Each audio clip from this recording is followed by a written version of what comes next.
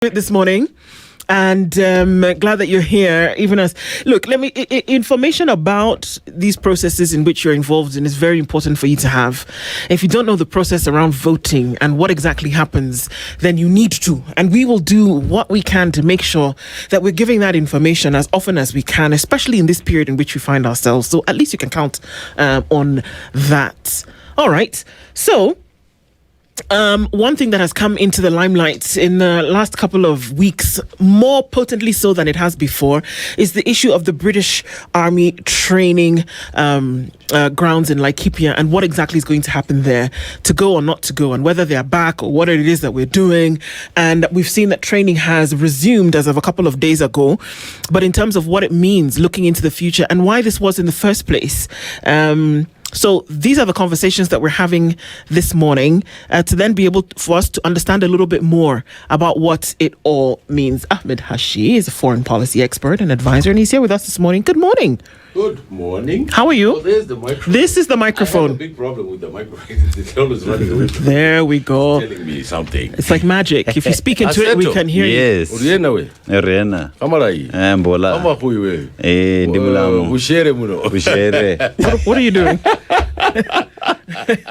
That's the new language in town now. Homecoming of the weekend. Hiyo lugha haraka sana. Far be it from you to not go with the time. How are you? Very well. Well, you know, I bought fufu the other day. No, you didn't. Yes, I did. Okay, why?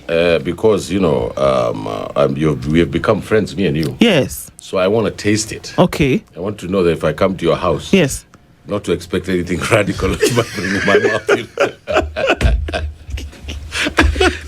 And how was your first experience? So, I like the ugali better. You like the ugali because you don't know it. The ugali tastes better.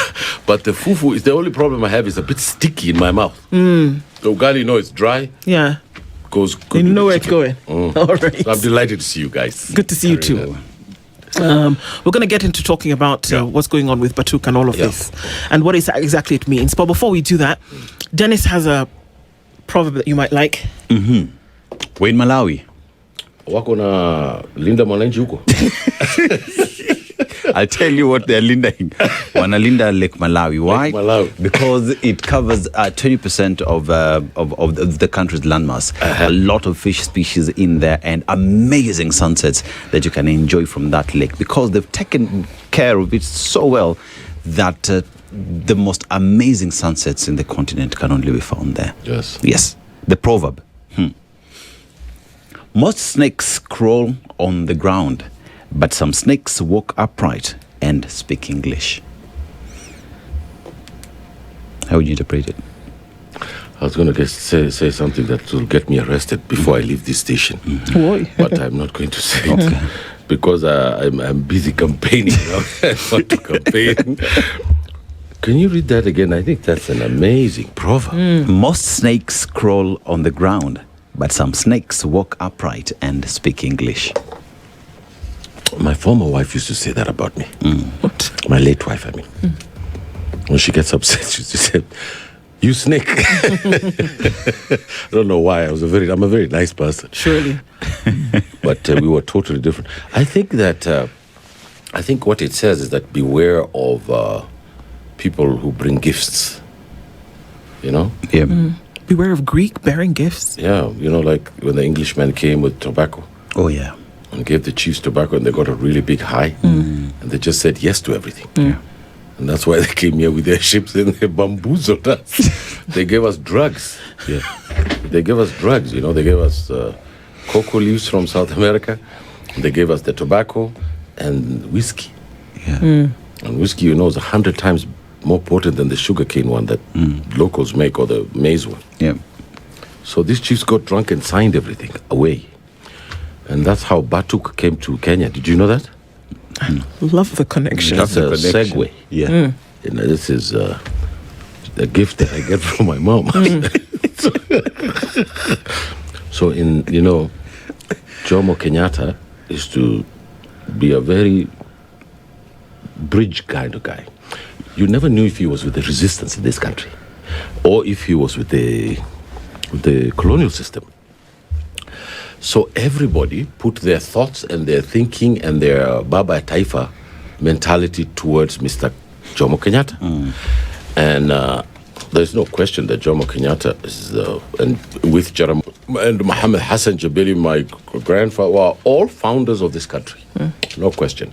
But Jomo Kenyatta was not a militant.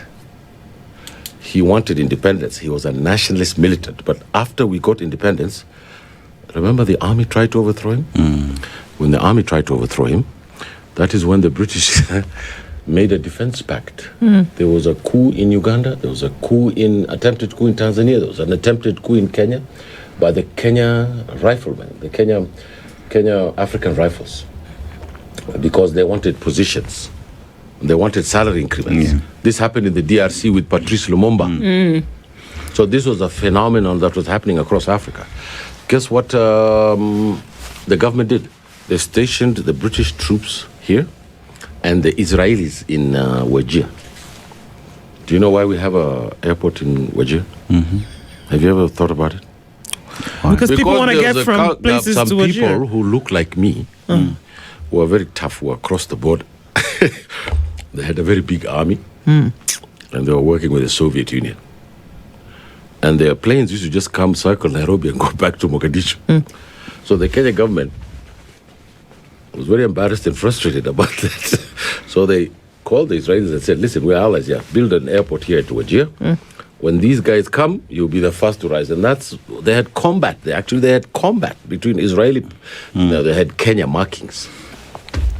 And funny enough, some of those airplanes so the Kenya Air Force was manned by Somali men, Somali pilots who were defending Kenyan skies against their cousins from Mogadishu.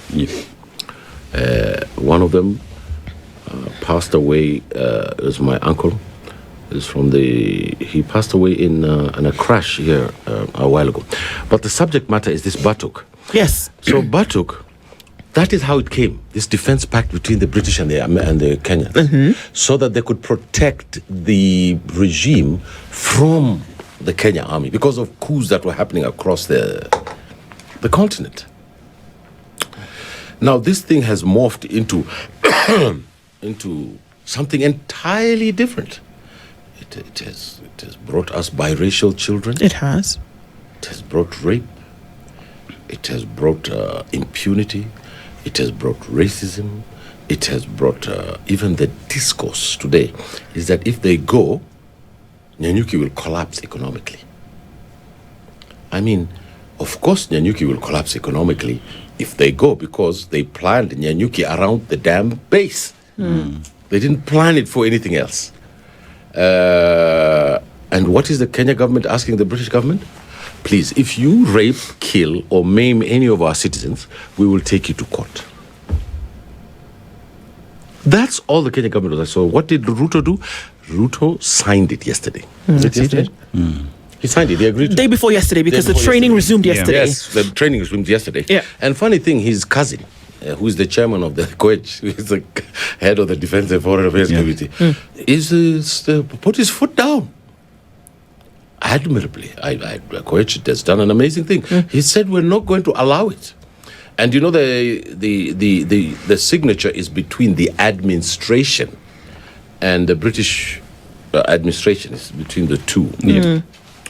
But our constitution says you have to take this thing to the committee. Yes. Right? Yes. For it to be checked and to be presented as a bill, so that not as a bill, for it to be authorized that the Kenya government is in this agreement, right?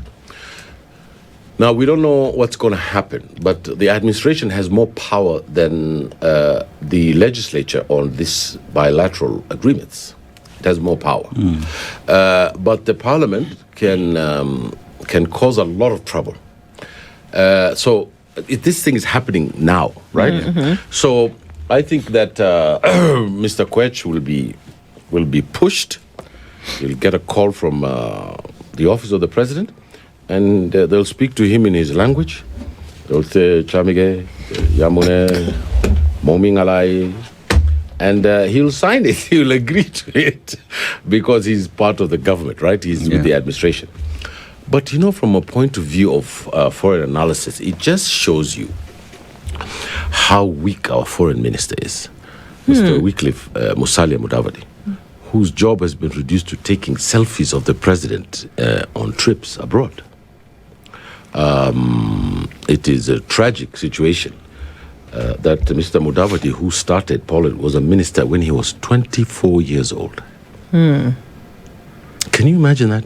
He's in his maybe late 70s, if not his early 80s. People like that should retire. Mr. Mudavadi has no business being in government anymore. What is it that he's going to contribute? Nothing. Because if he were, that we would see a situation like this. Because, Hashi, let's look at what Batuk as an acronym actually stands for. Right? It's a training unit. Yes. And one would imagine that if you have a training unit, that there's training going on that maybe you didn't have access to in your own country. But from what I'm hearing you say, it's a little bit more than that. They're alive. Are they training for combat? No, the British are alive. Are they going to be ready for conflict if it happens so that they can leave from here and go somewhere else? If you look at what they say that we're training because of good weather. Yeah, the conditions are, That's what they say. Eh? Yeah. So if I can go through this. So the British Army Training Unit Kenya. Weather. It's a permanent. Yes. That is a very necessary adjective. Yes. British Army Support Unit based mainly in Nanyuki. The main base is at the Nyati Barracks in Nanyuki. It's about 200 kilometers north of Nairobi, a small element at the Kahawa Garrison in Nairobi. So there's some here as well. It serves as the British Army's largest contingent of soldiers based in Africa. It provides field training and exercises for up to 6 British infantry battalions per year. It conducts joint military exercises along the Kenya Defense Forces to improve readiness and peacekeeping skills. So this is for you. This is for Kenya. It is an occupying power, in my view. We have no sovereignty if another country has guns and artillery in our country. Because if they get a direct order to shoot at State House, well, they'll do it, right? They're here. The Kenya Army stages a coup in this country. That battalion will fight. Those Israeli Air Force pilots will be here. You remember when the buildings collapsed here in Kenya? The first people to come here are Israelis, you know that? And the dogs sniff, the humanitarian guys. No, they're not here. They're coming to look for these Arabs they're in conflict with. They think that the terrorism has happened to them. And they themselves are blowing up buildings. It's called Red Ops, flag something. So this Batuk, when we, Linda Wananchi, come to this country, hopefully, we are going to send them home. And the reason why we're going to send them home is because we simply ask them, under their British sense of justice, that if you commit a crime, please, we will take this guy to the police station and we will take him to a court. They refused. The president allowed the French to do this when they came here. He is allowing the British to do it. Yeah? Because Mr. Ruto has one philosophy. I am powerful, you bend. If you're more powerful than me, I'll bend. That's his entire philosophy. So this is why we have such a tremendous political upheaval in this country. Because if you look at the people on the government side, you see the idea that you have a foreign military base in your country says something about our country, doesn't it? You know what it says? It says we're not secure. And that we need what? We need this patrimony. We need this tautology. We need people to protect us because we're not sure about these Africans with guns. They might just come up and start shooting the legitimately elected government. And the British were an appendage of the British island. You know that? Up to today. We're speaking their language. We have the educational system. You're playing in their games currently. Playing their games. Yeah. All these things. We are just caricatures of these fellows. And if you go to Nanyuki, you will see old white fellows driving these Land Rovers, right? They still think the colonial system is still in the country, you know? And every time a white guy passes in Nanyuki, the local Kikuyu fellow will take his hat off like this and say, "Habari bwana." This is what they used to say during colonialism. Militant partisans for the republic like me and the Linda Mwananchi group, we are not liked by the political elite in this country. You can tell. Linda Mwananchi is essentially ODM, going back to its roots. Yes. Because, the Odinga family is squabbling over the party. So we have given the baton to this young man because we feel that he has the chutzpah. We believe that. We hopefully he has the chutzpah to when you get into government, to have a defense minister who will tear up this agreement, kick out the British, let them go to Tanzania. And then we will talk to Tanzania and we'll say, we're East Africa, kick them out. And if we kick them out of every country that we're in this continent, then we will have our own military self-respect that they know that they can do. If they want to go training, they bring 1 or 2 advisors from England and come and train. But I think that the Kenya Army itself is so experienced now that it doesn't need them. It doesn't need any of the British training. Hashi, this speaks about sovereignty of the people. The Constitution says we the people, And at that point where crime has been committed, a Kenyan has been murdered, and with that then there is the justice system that has to take place because the crime happened in Kenya. But then we are allowing all this to happen on the basis that they're here to train. One asks the question at that point, where is the sovereignty of the people of Kenya with whom have donated their land for these individuals to train? Listen, these people killed 300,000 Kenyans during the Mau Mau period. What makes you think that this rape and murder of people in Nyanyuki is such a big deal to them? The British underclass is the one that employs the British Army. And the officer class is from the middle class or the upper class. Britain is a class system, right? They're the ones who brought us this class system. So, from a point of view of our continent and our people, I think that in 2027, that it is a scandal, it's shameful that you have foreign military installations by the Americans and the British and the Israelis in this country. It means that we're a pet, that we do not have any kind of autonomy. And now the French. Including the French now.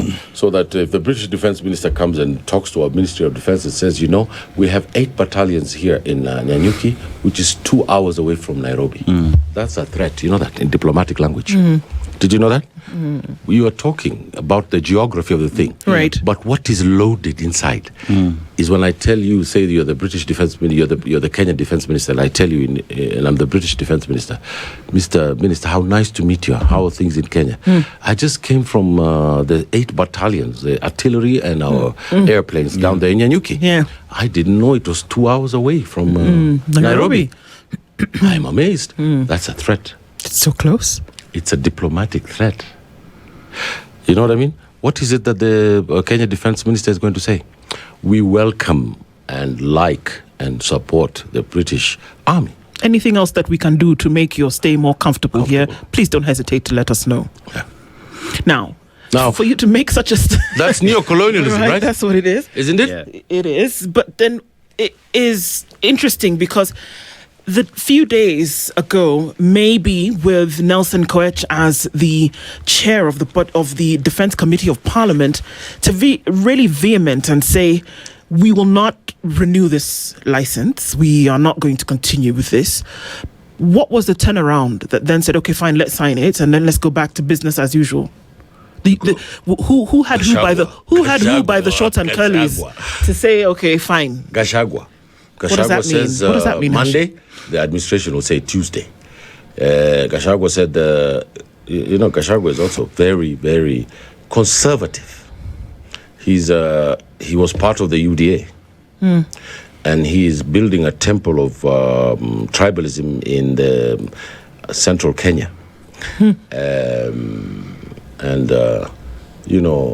He's got a thing against his friend who fired him from the job. And he's politicized his kinsmen to play politics from the 17th century.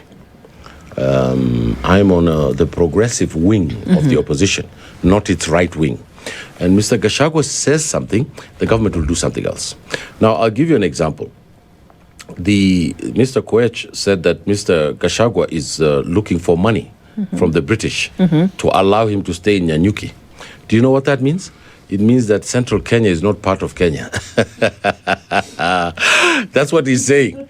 You know, these tribal games that these politicians play to divide our people.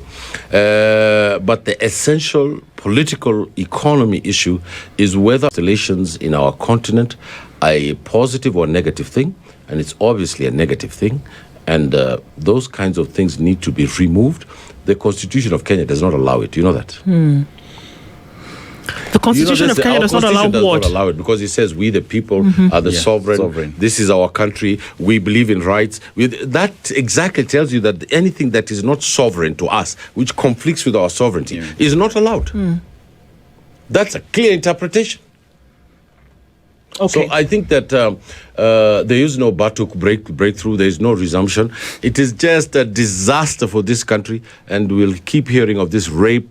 We'll keep hearing of these fights within Nyanyuki. It will be you cannot enter their base. And if there was that camaraderie, if there was that friendship, then why wouldn't you, for example, and we're taking a break on this, so hold on to your answer because I can see you jumping already out of your seat. Why wouldn't Kenya then have a training unit somewhere in Sheffield, for example? Okay. Ahmed Hashi is here with us.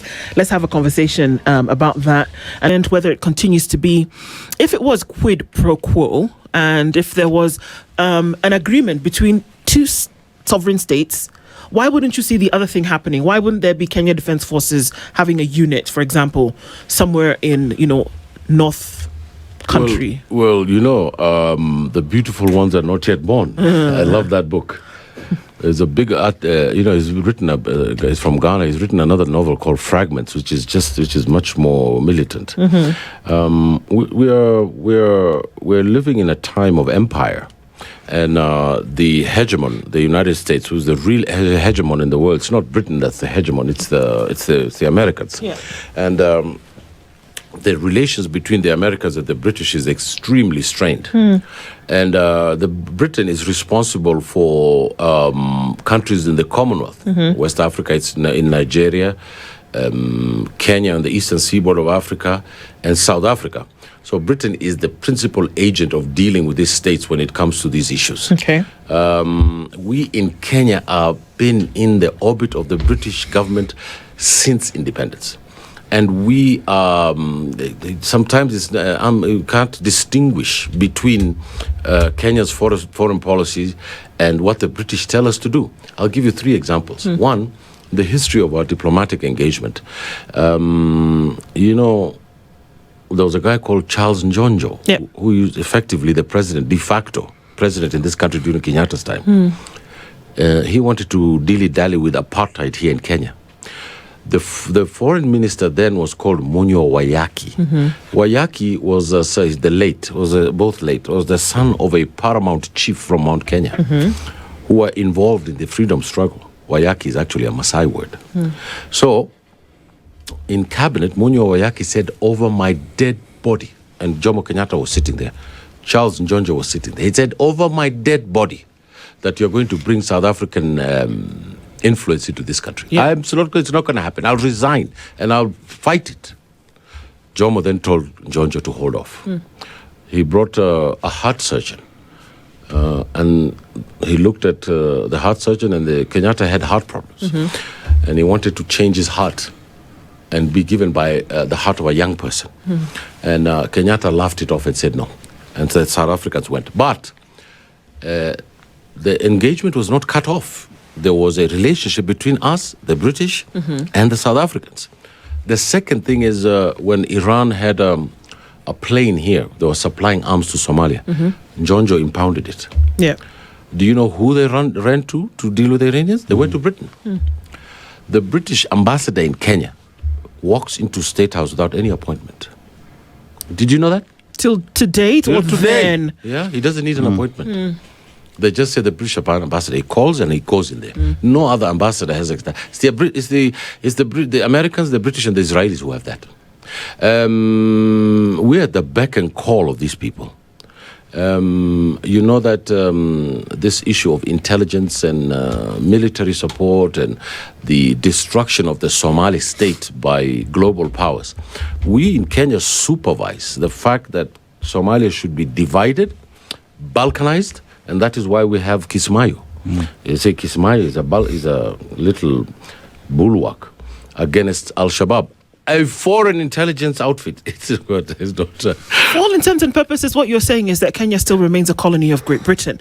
And it's interesting because we were having a budget conversation and we were told that about 35 million shillings monthly still goes towards the payment of pensions for former colonial chiefs who live in London today. The district commissioners and the DOs and the people who are whipping us are paid. Not were paid, are paid. Are paid. Are paid. I didn't say. Did I say were paid? Are paid. There's a continuing pension. This is some of the agreements between us and the British government. They haven't paid us on the Mau Mau yet. Yeah. There's no money yet that's come. You've read that book by that British woman about the Gulag Archipelago. It's Alexander Solzhenitsyn Gulag Archipelago version here of Kenya. There's been no payment. The Mau Maus are living in terrible conditions in Mount Kenya there. And nobody has repaid them. Neither the Kenya government has repaid them, nor the British government. So we need to overthrow the thinking. And this is part of overthrowing the thinking. We're trying to overthrow the thinking of neo-colonial nonsense. Because if we don't do that, we cannot exercise the spirit of our constitution, which says that we are sovereign. And men and women paid for their lives with this constitution, my friend. I mean, Hashi, it is said that because Batuk is in Nanyuki, billions of shillings that then is injected into the economy in Nanyuki is reason enough for us to allow Batuk to continue being there. But one asks the question, is 7 billion enough reason for us to lose our sovereignty, for us to let our laws be misused simply because 7 billion shillings is being injected into the economy? That's a spurious argument. We lose 2 billion shillings in corruption, allegedly by Mr. Kenyatta. It's a spurious argument. Every day. The jobs, the farming jobs, and all the other institutions of the economy can be created there, just like every other place we have. They just want to create a little bit of, a nice place for the British soldiers to come and hang out, to have nice, pretty Kenyan girls as their concubines. Do you know this is a big problem between Japan and Korea about comfort women? Did you know that? During the occupation of Korea by Japan. And part of this concept of comfort women is still here in Nanyuki, where, in the evenings they go to the pubs. They know they can't be arrested, so they could just kick you in the behind and grab a woman. And there's a young Kikuyu girl. You've seen the documentary about the girl who was killed and murdered in a hotel, for whom they're trying to get justice, and they're today. covering up that woman's death. You know who's covering it up? Our government. Because they're covering up the death of their citizens. And that old woman is screaming and crying in their house, and there's no justice for her. And signing that agreement with the British simply says that we allow this kind of brutal oversight, Boer kind of thinking in our country. Let's switch it a little bit. Because of this arrangement that Kenya has with Britain, there are those Kenyan army officers as well who got British, assuming that similar crimes were committed in Britain. Would we see the same treatment being applied? Have you tried getting a British visa? What are you talking about going there? Have you tried? Go there. You have a job. You have a salary. Go to the British Embassy and say, I'm going to London. I want to see the statues of colonialism. If you go to London, before you reach Buckingham Palace, you'll see Sir Walter Raleigh. You'll see some conqueror of Burma. Then you'll see conqueror of India. Then you'll see conqueror of Nigeria. Then you see conqueror of East Africa. Things like this. All the way down to Buckingham Palace. I'm not kidding. I've been there. And then there's shopkeepers who have bad teeth everywhere around that place. You know about that, right? Yeah. If it wasn't for us, the British would be eating fish and potatoes for the rest of their lives. I'm not joking. It's true. What are you saying? Well said. The haddock. You know haddock? Yeah. Do you know they have fish and chips? That was their food. They import carrots and this nice beetroot from us, and cassavas from that lady. They got all these other good stuff, oranges, tobacco, all these things. It's imported because they created this imperial system to get it. And during the Second World War, the German fellow, Adolf had created these submarines. And, the British could hardly eat. They had one meal a day, So I think that we have to topple. Do we have to topple this Upuzi? Because we Africans have this kind of patience, and I am impatient with this nonsense that we have, Dave. And I think that we ought to fight it because we men and women in this country, and I'm one of them, humbly, we fought to bring this constitution to this country so that we could express ourselves here.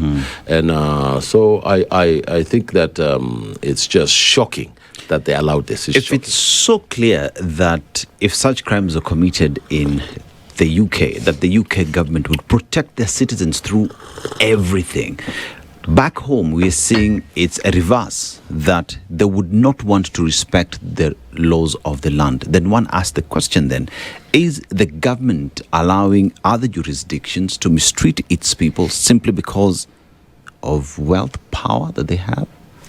I think, I think it's quite obvious for the general viewer here we have in our continent that there's a new generation of young people who absolutely reject everything. And woe unto the rulers of this continent, because they're all going to be toppled. They're either going to be toppled through elections or they're going to be toppled through the force of arms. Because the situation obtaining in our continent today is it's obvious for everybody to see that we cannot continue in a way that makes us subservient to these powers. I mean, I'm not talking about, there's one thing that Kenyans love to deal with. You're not being realistic. You ever heard of this? Yes. You're being idealistic. It's the stupidest thing I ever heard. Why am I not being realistic? I am right here next to you. I am looking at the same thing you're looking at. And I see what is happening. I see.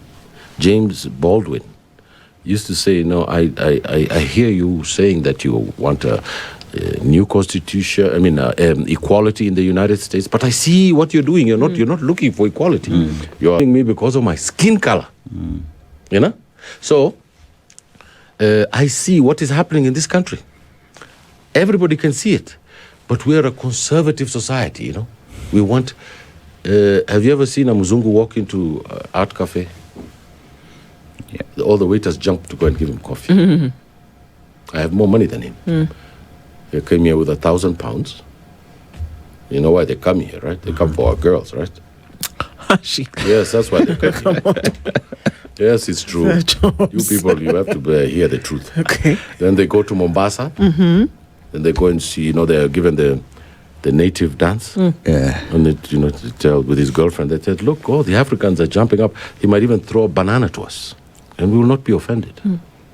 That's because we're put through this educational system of yes, sir, ndio, sir, Bwana asifiwe. Bwana asifiwe is not praising Jesus. He's praising the white guy with the hat. Wow. You know that? It's got nothing. Jesus was black. Oh, here we go. Yes, it's true. No, I'm telling you, how would you have at 50 degrees temperature in the Middle East and there's a blue blonde guy? How is this not possible?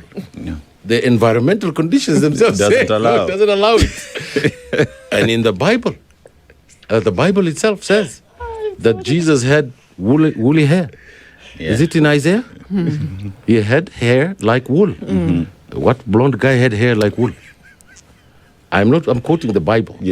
I'm not making anything, just in case you accuse me of being a Muslim and say, oh, I am Muslim as well, unapiga, well, yeah, Dave, yeah. So unapiga Wakristo, hapana. I'm not.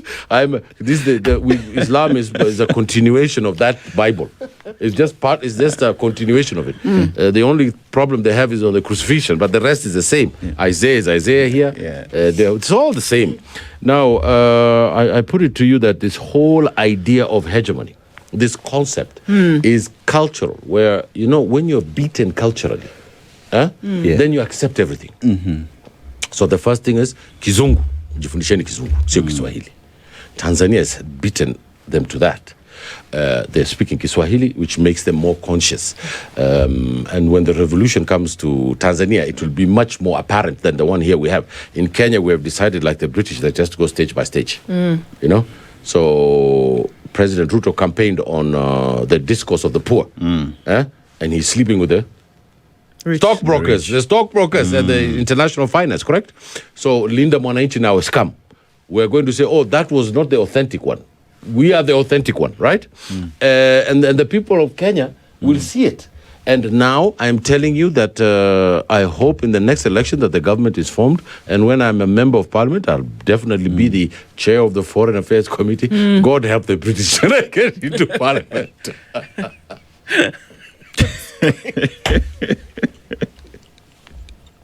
God help them. We're bringing authenticity to Kenyan debates. So that what you've said, even, laced with some humor, is that it actually is possible for sovereign states, as we look at them, to actually own your sovereignty and to say that, this is great, but what benefit do you get? Because the truth of the matter is that the folks who are the ones with the training units, look at them. The ones with the training units here, whether it's Great Britain, it's the US, it's France, it's Israel, rarely do anything outside of their own national interest. So they're not doing it for you. They're not coming to train KDF because they like you so much. There's a benefit that's attached to them.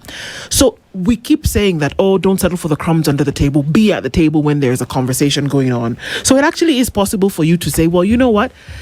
Having you here training over the years has actually been contrary to our national interests, and that we can have a conversation in that direction.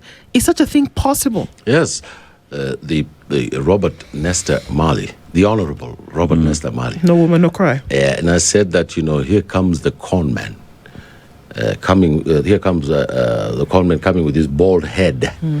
And, African poets, singers, and cultural icons have been warning us of what is happening. Public policy people, experts like me, and people who are in the political world must have a understanding of the future of African peoples. And the future of African peoples does not belong in having failed states, nation states, and military barracks in it. Military institute. What it needs is an East African sovereign Jumuiya, right? That includes the DRC, that includes the Somali Republic. And then we can build our highways and trade, and David can go to Mogadishu and open his own show and talk about what's going on in East Africa. That is our future. But military installations are not our future. Nyanyuki should not be dependent on a military installation for its survival. No, it should not. It should have an alternative economy. You know what alternative economy? Those huge farms they have in Nyanyuki that was under colonialism. They should be kicked out.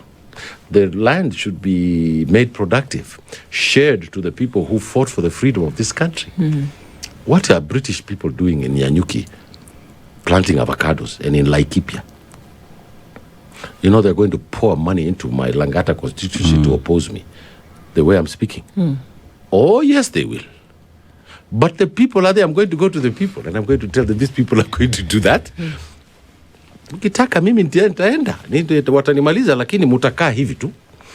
What is it that these people are doing in Laikipia? Have you seen Igbos in Yorkshire planting avocados? They could be in Yorkshire, but they're not planting. No, they're not planting avocados, and the land doesn't belong to them. That land would be feeding hundreds of thousands, if not millions, there is no right for people to own this massive land in Laikipia and in Nyanyuki, particularly in Laikipia, where the Samburu people and the other Africans who are there can't even graze because there's white people with AK-47s, Kalashnikovs, shooting at them. You go there, you see exactly one white fellow with short khaki pants, safari boots, a brown belt, and a kofia. That is the symbol of apartheid. Did you know that? That is the symbol. You people don't be afraid to talk about these things. Let's go. We are not going to be afraid to talk about these things because that is what our children are talking about. My children debate with me about that. It's not their land, is ours. They're doing South Africa ethnic division. Monk, what's that guy with the X who owns X? Not X, Twitter. What's his name? Monk or something like this. Musk. Yes. And then They are funding Zulus in South Africa to play this anti-African game. What are they doing? They're trying to cut South Africa out of the continent, right? Because the African national government has failed. ANC has failed to provide jobs. It has failed to understand the economy. It has accepted this intrusion into South Africa. When South Africa went to the International Criminal Court to oppose the Israeli settler apartheid system, guess what happened to them? The eviction of Africa started in South Africa. Yes. What is the South African intelligence system doing? Was it sleeping? We are in big trouble. You're talking about Malawi. Malawi had a president called Bingwa Mutharika. Yes. You know what he did? He exported food. He was an agriculturist. He transformed that country. What happened to him? He died under circumstances that we don't know. Correct? Yes, unexplainable. So we have to talk to Africans here because people in Togo are watching this. Correct? And we want to tell them that the position of the African sentiment is alive and kicking in Kenya. And the militancy is there. That is why we have Sifuna. His uncle, this guy, was one of the 6 bearded people in Parliament detained by Charles Njonjo. He didn't come from Charles Njonjo's house. He came from a Sifuna house. Sifuna in Kibukusu means nini? Anasifa. Sidio? He's a human being. He has his problems. But what we want is to get these young... He's younger than me. He's 44. Yeah, he's 44. Nearly 10 years younger than me, or 8. So we want to get people like that into the State House. You know what they're saying? That he's not experienced. That's exactly what we want. We want a completely inexperienced person to look at these things and get shocked and say, what is this? This is impossible. We can't do this. What is this you have here? I don't want to see this. Go and change this. He needs to have enough parliamentarians like Ahmed Hashi who understands foreign relations in the House. Hashi, how does foreign influence our local politics to a degree so that they protect their interests? The political class in this country works for Britain, the United States, and Israel. It's a fact of life. And if you don't like it, you can go jump in the river. It's just a fact. When they come to us and tell us, go to the United Nations and vote this way. I'll give you an example. Ukraine. Ukraine? Yes. Remember when Russia invaded Ukraine? Yes. Who was the first person to speak in the United Nations? It was Kenya. Kenya. They even wrote the statement at the State Department. Then they brought it to the Kenyan ambassador sitting at the UN. And said, read this. Somahi. Now you believe me because I gave you a really prescient example. You thought I was just joking here. Now you're saying, he's right. And the people there see, that's exactly what they wrote. What business do we have fighting between Ukraine and Russia? In fact, it's the Soviet Union and Cuba that helped us liberate all of South Africa. We owe it to the Russians and to the Cuban people who are suffering under an oil embargo. You know, even our sympathy. They even brought doctors here. They did. When Ebola happened in West Africa, nobody ran. It was the Cuban doctors who went there. I am not talking about a leftist, militant discourse. I am talking about an African experience. And if the Europeans and the Americans want to call it militant leftist, that's their problem, not mine. But what I'm talking about is what's happened here in this continent. So what's it going to take for somebody to, be in that position whereby you're having the conversation most honestly? What's it going to take? Well, we want to elect militant young people into power. People like Traore. Musiogope bwana. Unaogopa nini? Mimi nimelala ndani. I've had many problems. A lot of people have died because of this kind of language, but we brought that constitution. Yeah, did we not? Now we have to fight tribalism and corruption in this country, right? Corruption is coming at a massive space. Trillions of shillings are being lost. We have huge problems in this country. And if we become cynics, and we allow that people from other places to just come here and eat our cabbages, and we look at them and say, Karibu, then we have another thing coming, do we? It will not be possible to live a decent life on our continent like that. We have to stop this kind of nonsense. We have to stop it. It's my view. Do you think African governments are able to stand on business together with the African Union and fix the mess and finally the say Sahel the Union is doing it. The here? Sahel Union is doing it. Captain Traore, the other ones in the Sahel Union, Captain Traore has brought agriculture back, brought the economy back, brought schooling back, brought airports back, brought healthcare back, brought housing back. He's told the universities that you cannot write about Hegel and Marx, but you have to get an engineering degree to build bridges. Yes. I disagree with him on that. I think you should read Kipling, if it's a poem. I think you should read all the books in the world to educate yourself about what's happening. And most of all, you should read Aikwe Arma. Absolutely. Absolutely read him, because he's one of the greatest philosophers of our continent. So I think that if we don't Africanize our issues, Africanize our thinking, Africanize our views, Africanize our visions, Africanize everything, we'll be the, sheep to the slaughter that we are today. And maybe remain forever colonies. Yes. That's what's really happening with Batuk. Yeah. That's how we started this conversation. It goes beyond that. Beyond the acronym, this is the reality of the situation. Coming straight on there. You're called to go drink camel milk. Drink camel milk. I've tried that, antibiotic. and it's not been too fun. It's a natural antibiotic. Yeah, it clears your tummy. And everything. We have two brains. Oh, here we go. This one and this one. Yeah. Okay. So this is directly connected here. Okay. This is the Situation Room